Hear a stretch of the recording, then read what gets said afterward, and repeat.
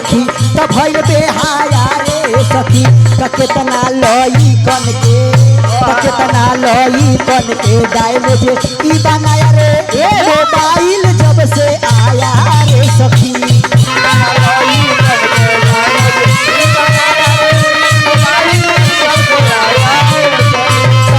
के मौगा ई बनाया रे मोबाइल जब से आया रे सखी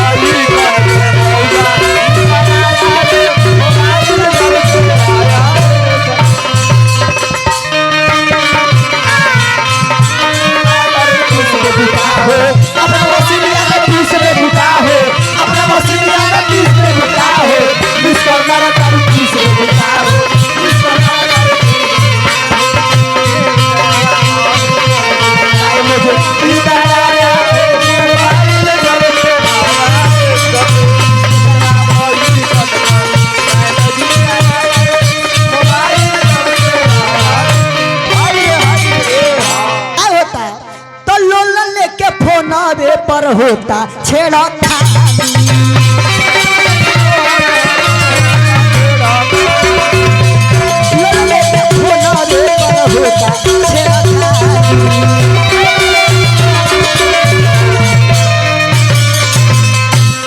लो लेने के फोने पर होता छेड़खानी ए तो सुनो तो माई से बात करे में मुँह इन कर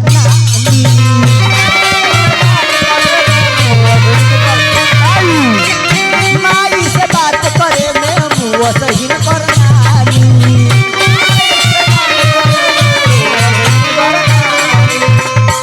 माई तो बाबूजी के भइल कप कॉपी हो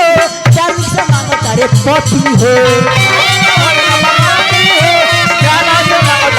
बाबूजी के भइल कप कॉपी हो कोने पर मांगो तारे कॉपी हो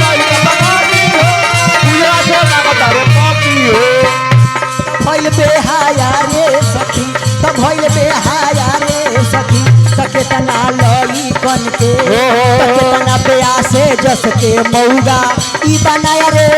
मोबाइल जब से आया रे सुरेंद्र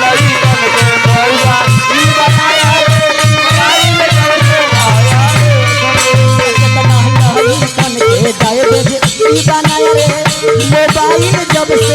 आया रे सखी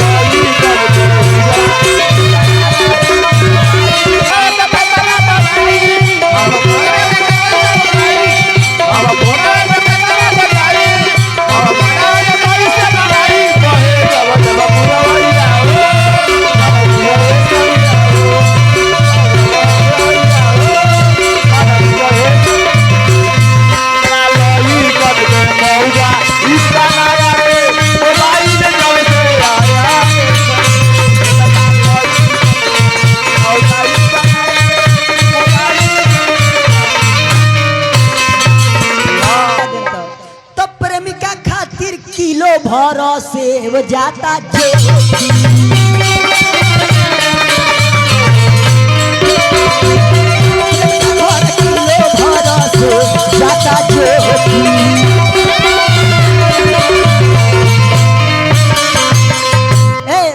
प्रेमिका खातिर किलो भर सेव जाता जोखी तमाई के सिर्फ बिना ऊपर डलबा खो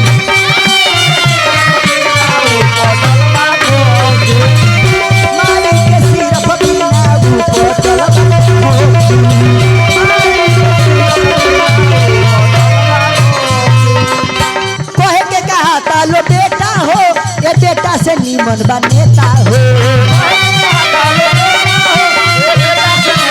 कहे के कहा था लो बेटा हो ये बेटा से नीमन बनेता हो तकुह के काया रे सखी तकुह के काया रे सखी तो कितना प्यासे जस के कितना प्यासे जस के मौगा ई बनाया रे हई मोबाइल जब से